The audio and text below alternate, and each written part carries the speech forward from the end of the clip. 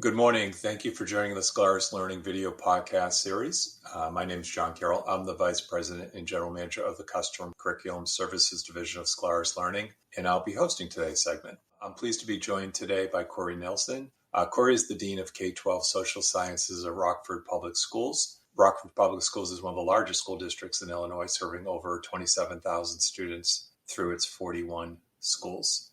Good morning, Corey. Hi, John. Nice to be here. Welcome. So we've had the privilege to work with Corey over the past couple of years in helping him execute against his vision of making social studies more engaging and more relevant to his grades 2 and grades 3 students. I'm going to ask Corey to share his experiences, good and bad, with that project and why he chose those particular grades, among other topics that we'll cover today. So Corey, first to get started, can you briefly explain your current role as well as your career trajectory that got you where you are now? Sure. My current role as Dean of K-12 Social Science Curriculum for Rockford Public Schools has me overseeing the curriculum, instruction, and assessment for grades K through 12. How I got to this position is a little bit interesting, I believe, in that I came from an alternative high school in our district where we would work with small class sizes of 15 and any number of social science courses we taught, and the students would be at any point in the curriculum at any given day. So I had kind of a non-traditional classroom experience. And then for the last 10 years now, going into year 11, this is what I've been doing, is focusing on this K-12 aspect of social sciences. Got it. Thank you. And you may have said this, how many years in your current role? This is the 11th year in my current position as Dean of Social Sciences. I taught for 8 years prior to that. Got it. Thank you. All right. So you've been there a bit. You've seen some changes in the district over the last several years. Wonder if you could reflect on what some of the bigger challenges facing your district over the last year or so. Examples I've heard from others are teacher retention, changing legislation, changing standards, learning loss. What resonates, or what would you say are the big challenges that your district's facing? Sure. From my stripe on the beach ball, the big challenges in the last year or so have been really the same for a number of years. They stem from the changing standards built from the C3 framework in Illinois. We adopted standards in 2017 and revised standards in 2022. So before that, they had been adopted in 1997. So a much quicker turnaround this time, and getting everybody on board that the changes are more about revision than this too shall pass, a brand new thing. If we just wait it out, they change, alongside some changes in pedagogy around inquiry-based instruction. Those have been the biggest, just from my perspective. Okay, got it. And with that sort of changing frameworks, changing standards, what do you do in your role, or what could one do to help your teachers feel more confident, more supported, and more comfortable, with the new standards that they're being asked to teach? Sure. With the new standards that are revised, as I like to refer to them, so that I kind of emphasize the tweaks rather than wholesale newness. The biggest thing I can do to make teachers more comfortable is kind of vary depending upon the grade band. In the elementary world, one of the things that has really been powerful, I believe, is acknowledging that I don't have that classroom experience, the working with third graders. But what I do know is social science content and social science standards, and really kind of collaborating with teams of teachers in our district. We call them curriculum implementation, or I'm going to say that a different way. Yep, absolutely. One of the things I can do to work with teachers in our district is kind of vary depending on the grade level or grade band. At the elementary level, one of the things that has been most powerful has been to acknowledge that I don't have elementary experience. I taught in a high school. So that working with third graders, I don't know what that's like. But what I do know is social science content and social science standards. So really working with them in what we call curriculum leadership teams, collaborative groups of teachers and myself and other involved administrators, getting together with teachers to really kind of hone in on what type of resources, instruction, assessment tasks, really get to the heart of what the standard is asking. And there's plenty of times where what I'm suggesting sounds really good to me and even the teacher, but they stop and say, Corey, remember, this is a third grader. This is a second grader, a fifth grader. And I'm like, oh, okay.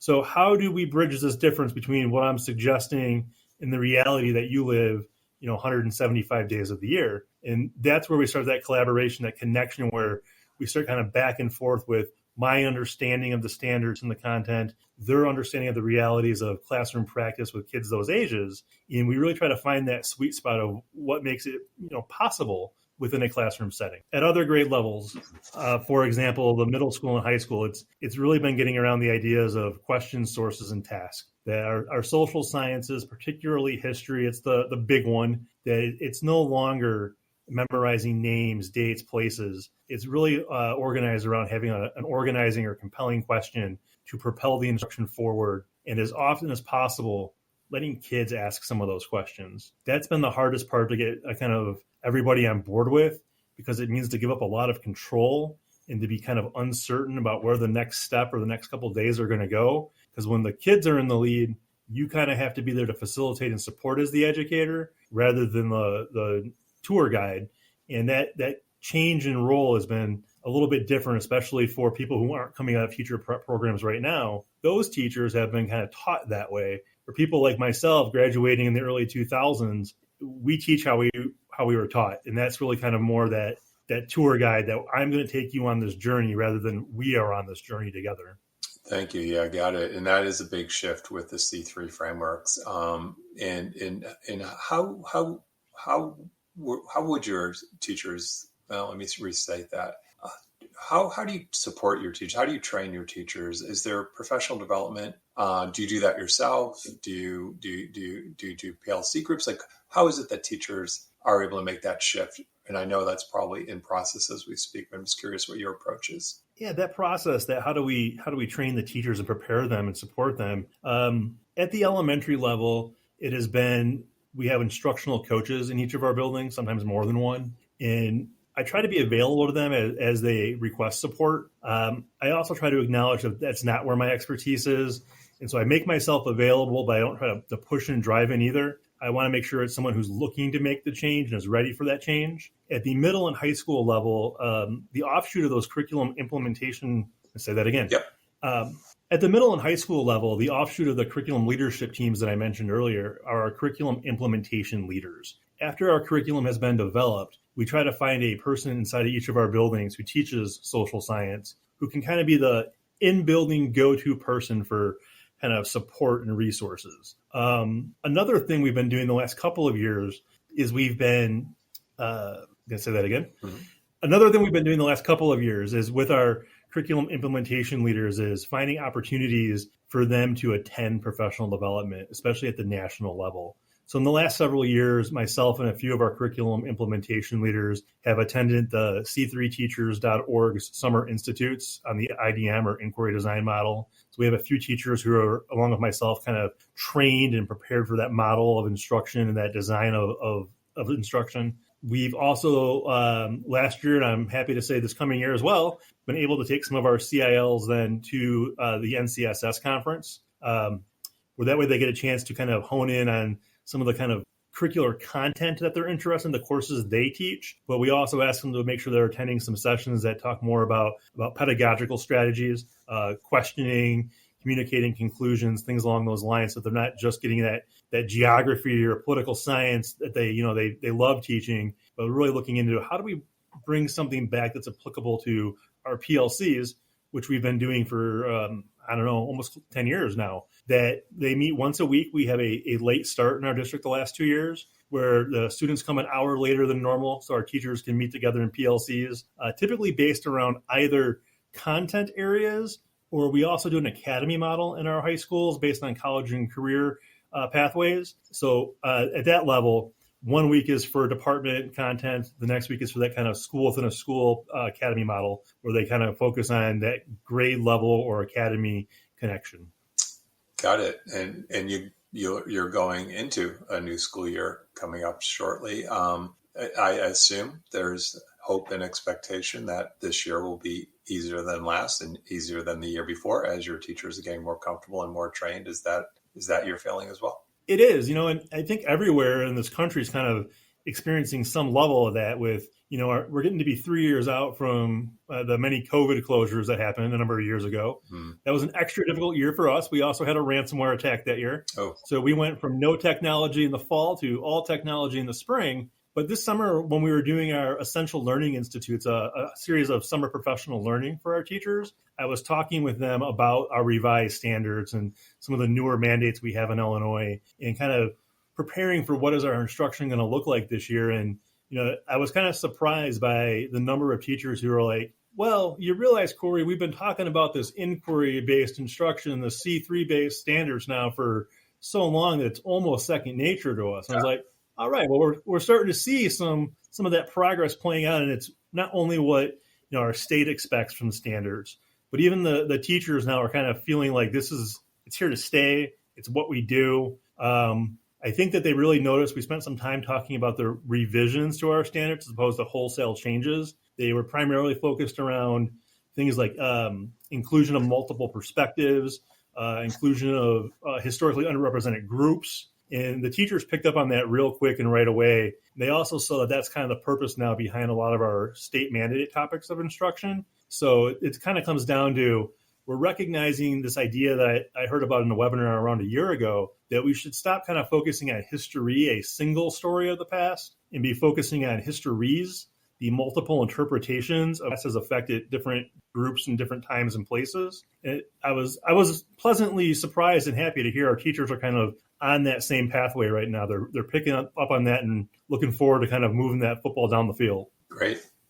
And as you've got a couple of years of this new approach, the C3 framework, the inquiry-based learning under your belt, sounds like your teachers are becoming more comfortable. Have you noticed any sort of change in student performance, student success, or how are they liking being more involved in their learning as opposed to, as you were saying earlier, sort of memorization of facts and places? Yeah. One thing we noticed, John, is that the students kind of anecdotally, say that again. One thing we've noticed, John, on the kind of the qualitative side of it is the stories that students are telling us is when that's the type of instruction they're experiencing, which is not all the time, and it can't be expected to be 100% all the time every day. But when they're experiencing that, they feel more ownership, they feel more investment, they're more interested and engaged with what's happening in the classroom.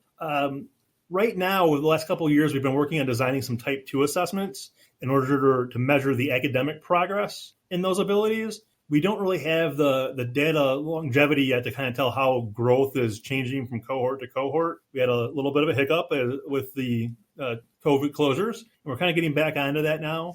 We're starting to see more participation in doing those assessments. The first couple of years were spotty because of things like COVID closures, the learning loss that followed. But it's encouraging to see and hear that the students like that kind of instruction, that they're more interested. Now what we want to see is that paying off academically as well? All right. Thank you. And so Corey, where we first met you was a couple of years ago, maybe 3 years ago, when you had a vision of putting together a very specific African-American history book for grades 2 and 3. And we've done, those types of books and courses for other districts and other states, but never at that young of a grade, never at elementary, never at grades 2 and 3. So I'm curious if you could share with our viewers what your thoughts and thinking were as to, why you attacked those 2 grades first. Like, why did you decide that was the right place to start your African-American history course or studies? It's not a course, I should say, but sort of studies or curriculum. Sure. The idea of incorporating some African-American history more directly into our elementary curricula resulted from in 2020, spring thereof, right around the time of the murder of George Floyd, our state Board of Education was asking districts about how they meet various mandates in their curricula. And I decided to take those questionnaires and not just answer them myself, but to ask our teachers to respond to me so I could kind of put that data together to say, this is how we really do it in our classrooms. And our elementary teachers provided me with information that made it look like we were woefully unprepared to be including African-American history in our curricula, especially in terms of what they felt was a lack of resource support. And that's actually, I had been trying to work with something with XanEdu, the self-published, but the kind of curated model of a resource for a while. And it wasn't picking up steam with my secondary teachers. And I thought, maybe this is the opportunity. And, I reached out to you guys and had some planning conversations, and it seemed feasible. And, we just kept pursuing it from there. So I guess the real impetus for why that early was, it was a need. And it's what my teachers in our district expressed that they needed and wanted. Those 2 grades particularly were chosen as a kind of compromise to budget constraints if I couldn't afford to do it in grades K through 5. And so we wanted to get one of them in K2, where students are really learning to read, and one of them in 3-5, where they're reading to learn. And it seemed like the most logical idea to then put them back to back, so 2nd grade and 3rd grade, as a way of kind of getting the ball off the ground and getting started. Got it. Thank you. Yeah, and as part of that project, as I recall, you asked us to put in depth of knowledge questions, leader spotlight questions, vocabulary words. Trying to remember what other features, but curious, what from your experience now, a couple of years later, were those good features to add into the program? Were there others that you would prefer to have added? Were those too much, too heavy for your teachers? Any feedback in terms of what, from your perspective and experience, should or shouldn't go into a book at grades 2 and 3? Yeah, so the features that we were working on putting in there have been well received. Our teachers who have commented have commented in the positive. Usually I hear mostly negative feedback from the stakeholders, things that aren't going well. But this is one of the few instances where all the feedback I've received from the teachers has been very positive. Their biggest concern was around where are they going to store the books? And when that's the problem, we're happy to have a problem. As far as what would I want to maybe like incorporate into like a version 2.0, they've asked that we look at how to have more of that compelling question, guiding question, so the readings become almost like the source for evaluation, the source of information that the students draw the conclusion, the answer to the question around. That's probably something I'd want to look at going forward as a way of organizing it, is to be organized around like a driving question, paired text sets, as we did. The listeners and viewers don't, that we use literature and informational text kind of side by side as ways of conveying information to meet that balanced literacy idea. I'd like to have some of those questions, though, with some kind of at least suggested tasks that teachers could have students answering or presenting that information in to really evaluate the whole idea of inquiry at those youngest grades. And also, you add some very local history and assets. And I think your hope or vision at that time was by having the students recognize sort of historical events in their backyard, they would be more involved and engaged with the study. Is that your experience? Was that something you would recommend to our listeners as well? I would. That was one of the probably biggest benefits of working with you guys, is that one of the founders of Rockford happened to be an African American named Lewis Lemon, and we have a school named after him. And it's not something that's, hidden in our history in town, but it's not something that's necessarily widely known by our elementary students. And it provided an opportunity to include the story of Rockford's founding, Lewis Lemon as an African American, the kind of recognition we have for him today with a school. I think that's one of the benefits of working with a company like XanEdu, as opposed to one of the, bigger publishing companies who have like a package book bound to sell to everybody. It was very easy to work on getting those kind of connections woven into the product. Even, for example, there was an instance where we were talking about Underground Railroad, and the map didn't show where Rockford was at in comparison to some of the stops. And I asked if we could put a marker on the map to show where Rockford is so the kids could see how close it was. And like that was turned around like in a couple of days, I think, as like, sure, no problem. Stuff like that, it makes it really beneficial to let the kids see that not only like are they part of the history, people like them, but we can also see that Illinois, our area, Rockford, is part of these stories, which really means that they can see that the past and the present have a connection to each other, that it's not kind of futile to learn about just the people of the past, but it's kind of telling a story about how we got to where we are today. All right. Well, I appreciate you sharing those experiences. Last question.